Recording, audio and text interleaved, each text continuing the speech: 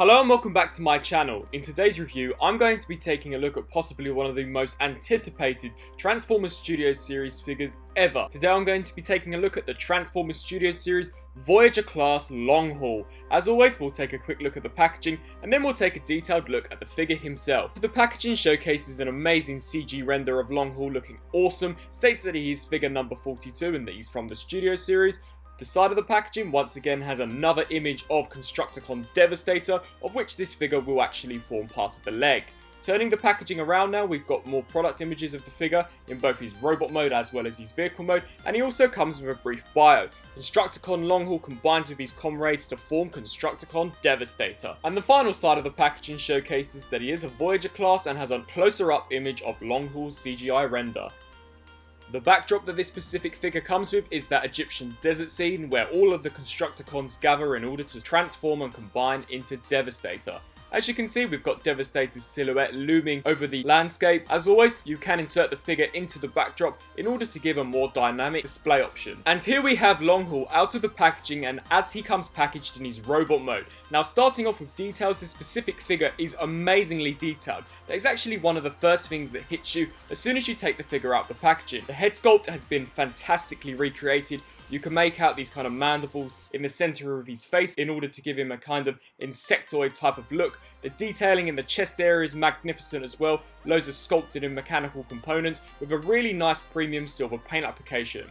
This same silver paint application carries over onto the arms as well. As you can see, you can pick out some details such as hydraulics and wiring, which is great to see, as they really could have simplified this specific figure. I really do like the big block that is actually on his arms, that is movie accurate, and you can make out some detailing of missile pods. Whilst they are unpainted, it is still nice to see that Hasbro have gone the extra mile for movie accuracy.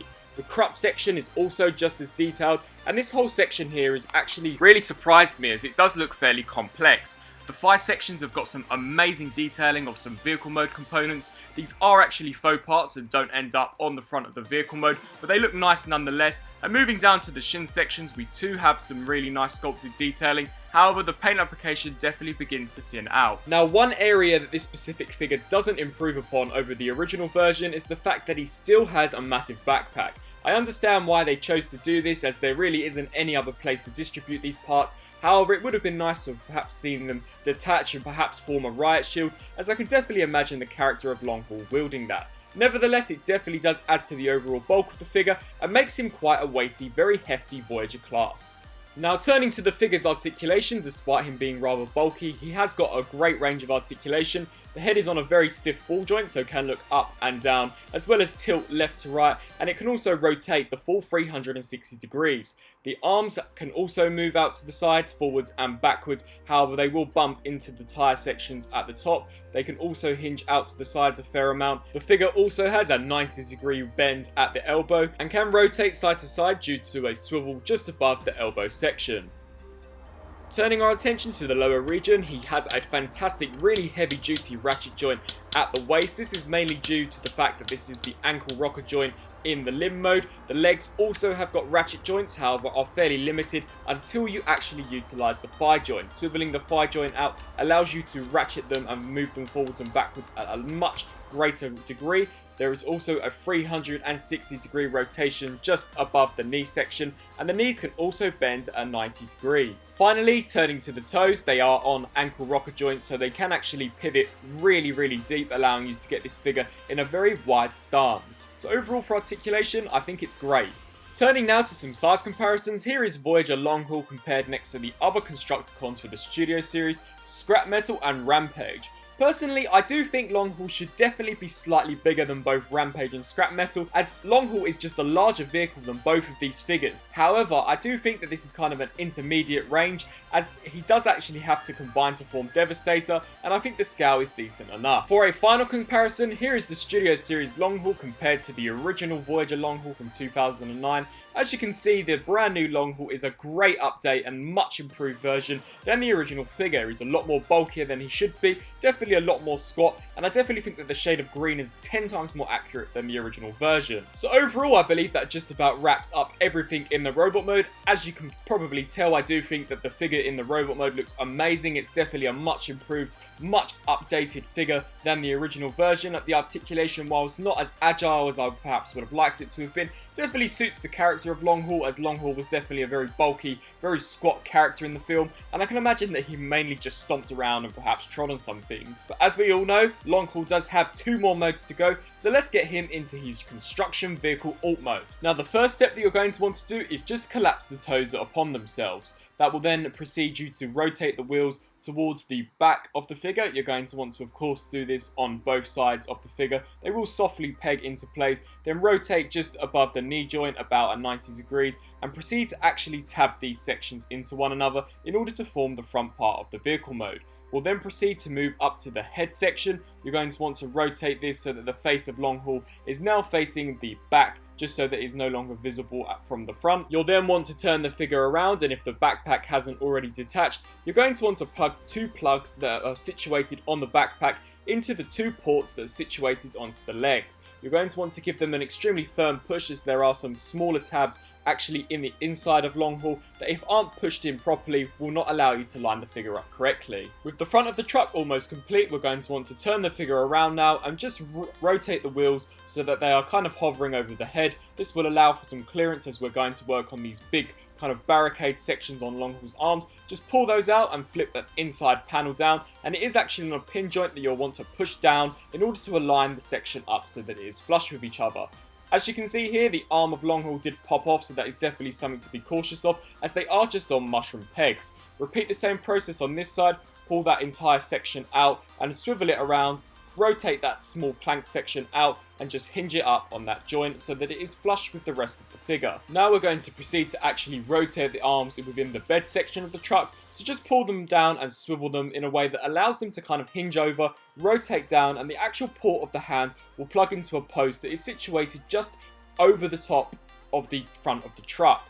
This takes quite a lot of finagling to do, as you have to get everything lined up in a perfect situation so that you can just literally plug the port straight into the hand, just like so. What you'll then want to do is repeat the exact same process on the opposite side. So once again, rotate that section down and bring it over and kind of have it in an L shape. So hinge that section up, rotate that around, and then the same port on the hand will plug into the port on the truck bed. With both of the hands now plugged in, we're going to turn our attention to this back section. If it hasn't already flopped down, you're going to want to position it so that the top section that is flat is facing the up.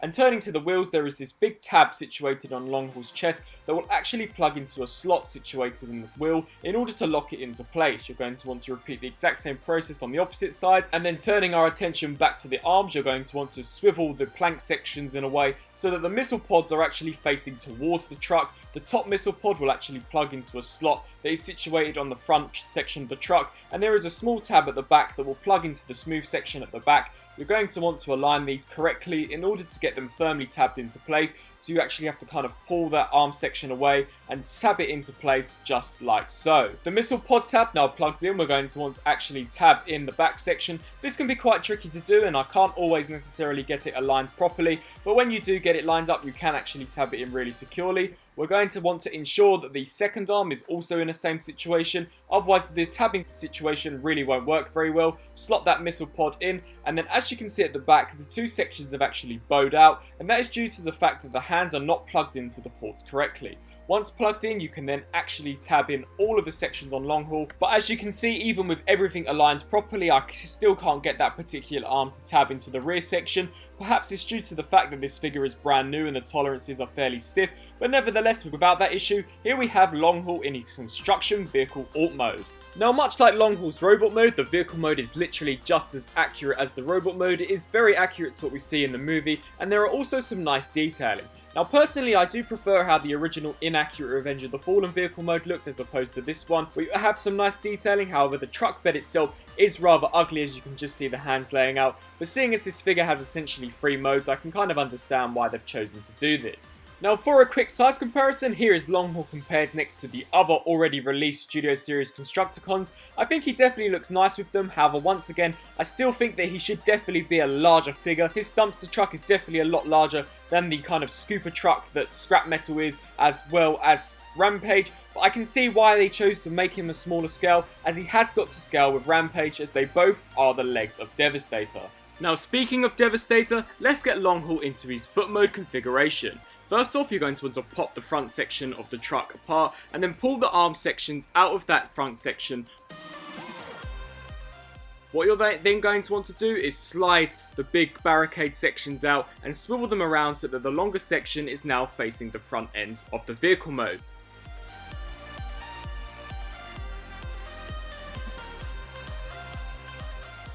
What you'll then want to do is pop the wheels up and just lift them all the way up just like so in order to help aid clearance.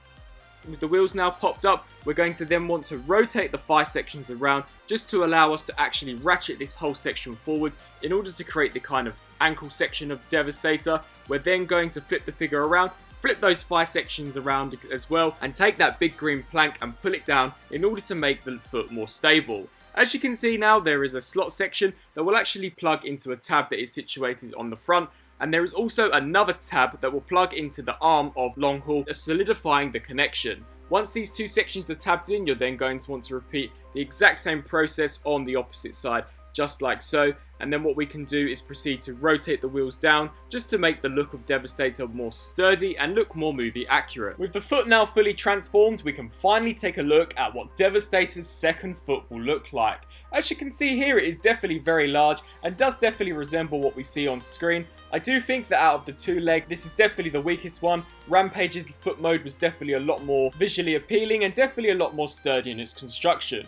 Whilst I do like the look of this one, there are some certain aspects that I don't think are as sturdy as they perhaps could be, and considering that these are the pivotal joints that will actually hold the entire figure up, it is a shame to see that the ratchet joint for the waist is actually quite loose, and there is actually quite a big difference between the clicks, which ultimately results in a very loose joint. There is a joint that allows you to actually pivot the section forwards, as well as ratchet from side to side, and when actually comparing Longhaul's foot mode to that of Rampage's foot mode, you can really kind of gather a sense of what Devastator will eventually look like, and it definitely makes me really anticipate the upcoming Devastator releases. I do think that these two contrast fairly nicely. Longhaul's leg mode is a lot more thicker than Rampage's, but I do think overall, as I stated, that Rampage's leg mode is a lot more sturdy in construction, but nevertheless they both look good. So that is my review on the brand new Transformers Studio Series Voyager class Constructicon Longhaul. Overall, I definitely really like this figure. It definitely keeps up with the same quality that Rampage managed to keep up, and I really like the details. All three modes are really movie accurate,